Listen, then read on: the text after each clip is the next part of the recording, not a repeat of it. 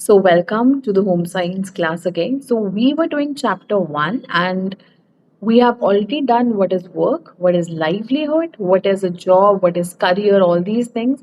Now we are heading towards the next topic, and that is your traditional occupation. Chapter 1, next topic, traditional occupation. So, there are multiple traditional occupations. Okay? The four occupations which we will be doing in class 12 are number 1, agriculture. Number 2, handicraft. Number 3, Indian cuisine. And number 4, visual art. So these are the four traditional occupations only which we are doing. Okay, in our home science class 12. So just learn agriculture, handicraft, visual art, and Indian cuisines. Okay, agriculture. So when we look at agriculture, why we are making you study agriculture as one of the traditional occupation? बेटा tradition का मतलब ये होता है जो बहुत सालों से चली आ रही है. ठीक है, तो ये जो इंडिया की ऑक्यूपेशन है, agriculture is one of the oldest. ठीक है ना. वाई एग्रीकल्चर बेटा? Number 1, the major reason is climate. ठीक है, India has a very good climatic condition. That is the one reason why we are focusing on agriculture. So the major reason for agriculture is the climate. It is okay. Then if we talk about the largest source, it is one of the largest source of employment or occupation. Okay. Secondly, what are the problems we are facing in agriculture? So there is a small plot of land. So what do we mean by small plot of land? Let us understand that. For understanding that, I need to show you this on a piece of paper. So look, एक किसान है बेटा, उसके पास इतना बड़ा land है. कितना बड़ा? इतना बड़ा. अब उसके दो बच्चे होते हैं. ठीक है, अब सबसे पहली बात हमें समझनी है कि जब भी हम किसी भी खेत में काम करते हैं तो ये जो कोने की एरिया होता है ना, the edges, we don't work on that edges, we leave it. ठीक है, अब ये जो दो पीस ऑफ लैंड थे, इसने दो बच्चों में डिवाइड कर दिया, इक्वली डिवाइड कर दिया. ठीक है, तो क्या लगता है आपको, इक्वली डिवाइड हो गया, क्या पोर्शन ऑफ लैंड कम हो गया? Of course. ठीक है, कैसे कम हो गया? देखो, ये दो हो गया. पहले तो इतना एरिया छूट रहा था. देखो, let me draw this first. कितने एरिया पे काम होगा? So I am drawing this for you. देखो, ये जो ऑरेंज है ना, इसी के अंदर ये जो मार्जिन के एरियाज है, this will be left, this will not be used. ठीक है, सिमिलरली विद दिस पेपर. अब सपोज इसके दो बच्चे होते हैं, ये फिर से इसको डिवाइड करता है दो पीसेस में, और एक पीस जो जाता है, अब वो ये वाला एरिया इसको और छोटा कर देंगे. ये देखो, यहाँ पे एक लाइन बन जाएगी, तो अब वो इतने एरिया पे काम कर रहा है. ये एरिया कम हो गया बेटा. सो ये स्मॉल पीस ऑफ लैंड के प्रॉब्लम है. So when you are working on small piece of land, ये एक मेजर प्रॉब्लम है. बहुत सारी कंट्रीज में क्या करते हैं, लैंड लीज पे देते हैं. So now we are not here making policies, we are just making you understand that there is a problem which is there in the agriculture field and we should look forward to it. So the small piece of land, ये कैसे problem में समझ आया? जिसकी वजह से हो रही है मार्जिनल प्रोडक्शन. मार्जिनल प्रोडक्शन का मतलब है कम. जैसे हम बोलते हैं ना, मार्जिन से पास हुए हैं. मार्जिन मतलब बहुत कम नंबरों से. ठीक है, सो मार्जिन प्रोडक्शन का मतलब क्या है? कम प्रोडक्शन हो रही है, इतनी कम कि कभी कभी फैमिलीज को ही सफिशिएंट नहीं हो पाती है. सेकेंड चीज जो हम एग्रीकल्चर में बात करते हैं, नंबर 1, गुड क्लाइमेटिक कंडीशन हमने बात की, जो हमने पॉइंट लिखना है. सेकेंड पॉइंट लिखना है कि problem is small plot of land. Third point जो हम इसमें लिखेंगे वो लिखेंगे cash crop. As the name suggest, crops which are grown for cash, which is grown for money, those are known as cash crops. Example में आप लिख देंगे टी. ठीक है, क्योंकि चाय हम रोज सुबह शाम पीते हैं, सो टी और कॉफी लिख देंगे आप इसमें. Secondly, when we are going forward, we talked about that India is the largest producers of various things like milk, ginger, turmeric, of course spices beta. India is good for that. And we agriculture में एक और हम cover करते हैं, वो है fishing, क्योंकि India की बहुत बड़ी कोस्टल लाइन है, इसलिए वी टॉक्ड अबाउट एग्रीकल्चर के अंदर एक और पार्ट फिशिंग. वैसे एग्रीकल्चर में बहुत सारी चीज़ें आते हैं, हॉर्टिकल्चर आ गया आपका, बी कीपिंग आ गया, बट हमने बुक में सिर्फ एक चीज़ की बात करी है, दैट इज फिशिंग. तो इसमें हम रिवाइज करते हैं। एग्रीकल्चर में हमने 4 पॉइंट्स की बात करी। Number 1 is good climatic condition, small plot of land is a problem, we looking forward towards the cash crops, and India is the largest producer of turmeric, ginger, cashews. ठीक है, ये 4 points इसमें। Now moving forward to handicraft. Handicraft मतलब वो craft जो हम हाथों से करते हैं। फॉर एग्जाम्पल आपका देखो, बहुत सारे एग्जाम्पल्स है, बहुत सारे इमेजेस आपके स्क्रीन पे।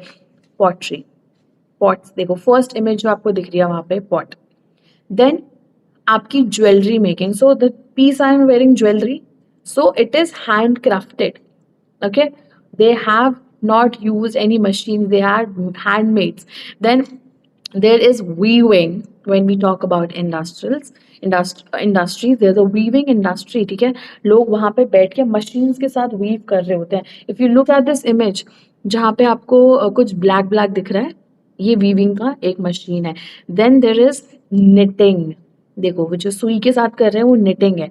Embroidery is another. So I show you the example of embroidery. देखो, this is one, this embroidery one is work is being made by one of my student. एक second, let me make this more clear. हाँ, दिख रहा है? So this is all embroidery work. ये जो दिख रहा है ये embroidery करी हुई है. ठीक है, this is not a drawing. ये embroidery work है. This was being made by one of my student. ठीक है. Then next अगर हम handicraft कहते हैं, so we can, you all must be making this. That is tie and dye in the class. This is also one of the sample of one of my students. ठीक है, tie and die बांधनी है ये. ठीक है, तो ये भी हमारा हैंडी क्राफ्ट में ही आता है. ठीक है, ज्वेलरी मेकिंग आप नीचे में देख लो, कुछ शेल क्राफ्ट से कर लिया हमने, मेटल से कर लिया. अब ये जितने भी हैंडीक्राफ्ट होते हैं बेटा, ये हमें पहली चीज एग्जाम्पल्स लर्न करने हैं. सेकेंडली हमें पास लर्न करना है that they are pass from generation to generation. And home based training होती है. कैसे? अब देखो, जो एक घर है, ठीक है, उसमें सपोज जो ज्वेलर है वो अपनी लेगेसी, अपनी एजुकेशन में बच्चों को पास कर रहा है. सिमिलरली अगर आप देखते हैं कि लखनऊ में चिकनकारी है, तो बहुत सारे चिकनकारी के वर्कर्स है बेटा वहाँ पे, जो जनरेशन टू जनरेशन, जो दादा है उसने पापा को समझाया, पापा ने अपने बच्चों को समझाया. Similarly they are passing on this skill to the next generation. ठीक है, सिमिलरली कलमकारी, सिमिलरली पंजाब का फुलकारी. सो डिफरेंट स्टेट्स में डिफरेंट आर्ट है जो आगे पास ऑन होता जा रहा है. So this is passed on from generation to generation behind the closed doors. The next third type of occupation, traditional occupation, is Indian cuisine. So for that you need to answer what is your favorite Indian cuisine. Now don't write noodles, don't write pasta, don't write pizza, something which has Indian touch. So you have to comment below after subscribing that what is your favorite Indian cuisine. That is the most important question. ठीक है, हम home science पढ़ रहे हैं, हम सिर्फ इसलिए नहीं पढ़ रहे कि आंसर्स लिखने, हम इसलिए पढ़ रहे हैं ताकि हम कुछ नया सीख पाए, अपनी लाइफ में इम्प्लीमेंट कर पाए. द फर्स्ट थिंग इज, क्यों है ये ट्रेडिशनल ऑक्यूपेशन? क्योंकि लोकल फूड है. इंडिया एग्रीकल्चर एरिया है, इंडिया के पास बहुत सारे स्पाइसेस है. ठीक है, रिच है इंग्रेडिएंट्स में. ठीक है, इंडिया के अंदर ही उगते हैं, इसीलिए इंडिया का खाना बहुत ज्यादा फेमस है. So you can write anything like biryani, kebabs. ठीक है, and you can write may be one of your favourite dish which is being cooked by your parents. ठीक है, ओके. Next, visual art. देखो बेटा, विजुअल आर्ट में ये जो आपको इमेजेस दिख रही है 5, इसको लर्न करना बहुत ज्यादा जरूरी है. अभी तक जितने भी पेपर्स आए हैं 4 इयर्स के, उसमें सब में 1 मार्क का क्वेश्चन ये है. अब इसकी लर्निंग टेक्निक्स हम समझ लेते हैं. देखो, एक डॉल्स दिख रही है आपको और यही इमेजेस आएंगी. जो डॉल्स दिख रही है, देखो उसके आगे डॉल लिखा हुआ है. ठीक है, अब इसका नाम कैसे रखना है, याद कैसे करना? चना पटना. ठीक है ना, चना पटना कर्नाटक. अब ये एमसीक्यू में भी आ सकता है और राइटिंग में भी आ सकता है. तो देखो, चना, चना हमें पता है छोला होता है. ठीक है, तो एक लड़की थी जो चना खा रही थी, उसको पसंद नहीं आ रहे थे, तो उसकी मम्मी ने बोला कर ना नाटक. ठीक है, करना नाटक मतलब ड्रामा मत कर, खा ले चुपचाप. सो जब भी हम चने की बात करेंगे तो हमें याद रखना है करना नाटक. सो चनापटना डॉल्स, एक डॉल है चनापटना, चना, उसका कौन सा स्टेट है? कर्नाटक, ठीक है ना, कर्नाटक, नाटक, okay, got it. Now second look, हम असम में जाते हैं। असम में क्या होती है? टी की फार्मिंग होती है, और आपने देखा वो पीछे एक बैम्बू की बास्केट लगाते हैं और ऐसे टीज डालते जाते हैं, ठीक है। अब क्या है?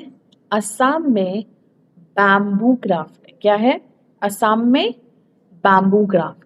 देन वर्डली फ्रॉम महाराष्ट्र, ये कैसे लर्न करना है? देखो, डब्ल्यू और उल्टा W, that is M.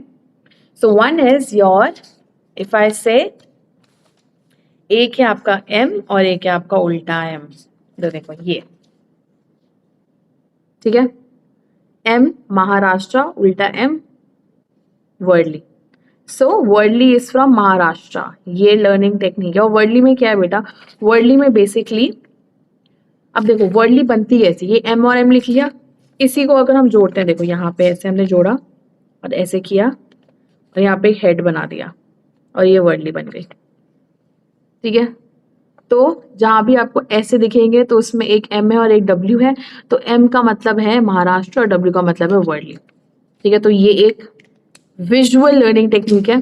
Karnataka में हमने ओरल लर्निंग टेक्निक देखी, वर्डली में हमने विजुअल देखी, कर्नाटक में हमने पिक्टोरियल एक सोचा। नाउ केरला, केरला का जब हम सोचते हैं हमें आता है बीच, और बीच में आता है, हम एक ड्राइंग बना देते हैं, एक पेड़ जिसमें कोकोनट्स है, ठीक है, remember. So while we are talking about Karnataka, we are talking about a tree which has a lot of that, एक ट्री ऐसा वाला, ठीक है, और इस पे क्या है? कोकोनट्स हमारे। तो केरला में क्या है बेटा? Coconut art. कहाँ से है? Kerala. Then the next is shola craft from Odisha, shola, ठीक है। नाउ शोला में देखो, जब आप, एक ओ है और एक ए है शोला में, O and A. So when I talk about O, तो ओडिशा, ओ से शुरू है, ए पे खत्म है, ठीक है। So shola craft is from Odisha. Now pause the screen and learn it right now. Okay, now moving on to the next, that is, अच्छा, विजुअल आर्ट्स। देखो बेटा, हम विजुअल आर्ट्स हमने पढ़ी, वो सबसे ज्यादा इंपॉर्टेंट है। अब विजुअल आर्ट्स को हम समझने की कोशिश करते हैं। जब भी आप किसी हिस्टोरिकल एरिया में जाते हो, जैसे आप ताजमहल गए, आप किसी मंदिर में गए, आप किसी मॉस्क में गए पुराने से, या किसी मॉन्यूमेंट में गए, तो आप देखते हो कितनी सारी सुंदर सुंदर आर्ट्स हो रखी होती है वहां पे। इसे कहते हैं हम विजुअल आर्ट। और पहले कौन इसे स्पॉन्सर या कौन इसमें इन्वेस्ट करता था? दो, देखो, एक हिंदू टेम्पल और एक प्रिंसरी rulers.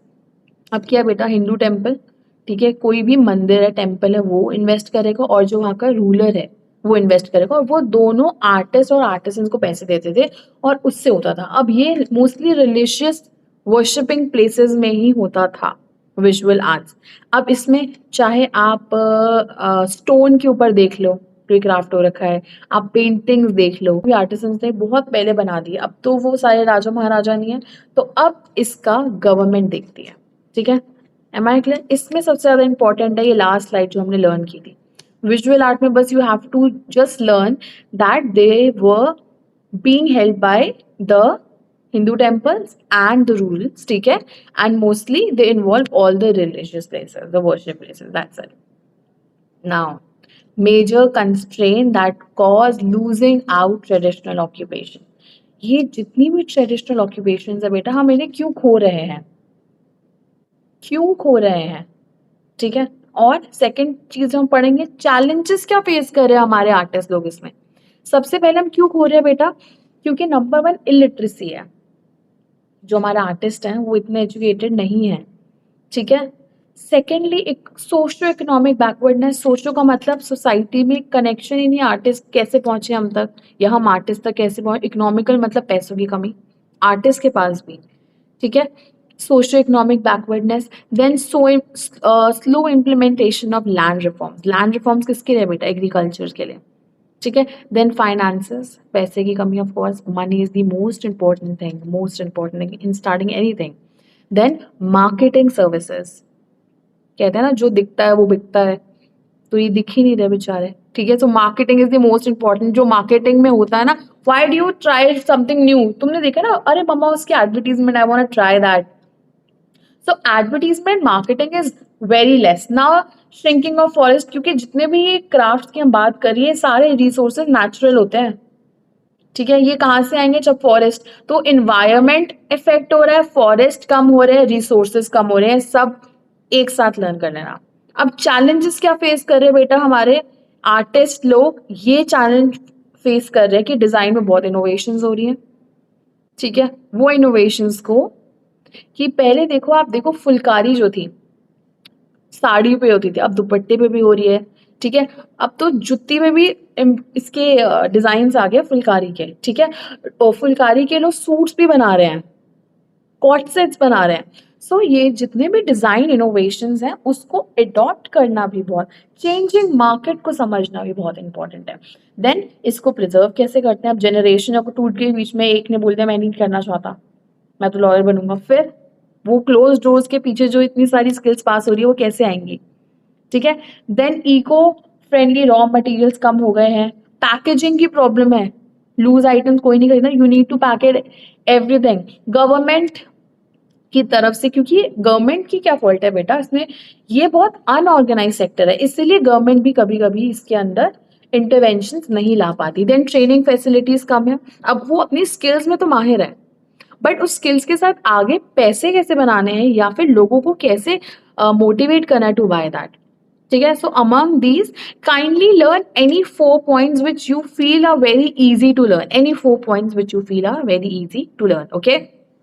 Now, in the next class, we will be talking about sex and gender. We'll be talking about laws related to women. So, with this, I am ending this lecture and hope so. I'll meet you in the next class. Thank you so much.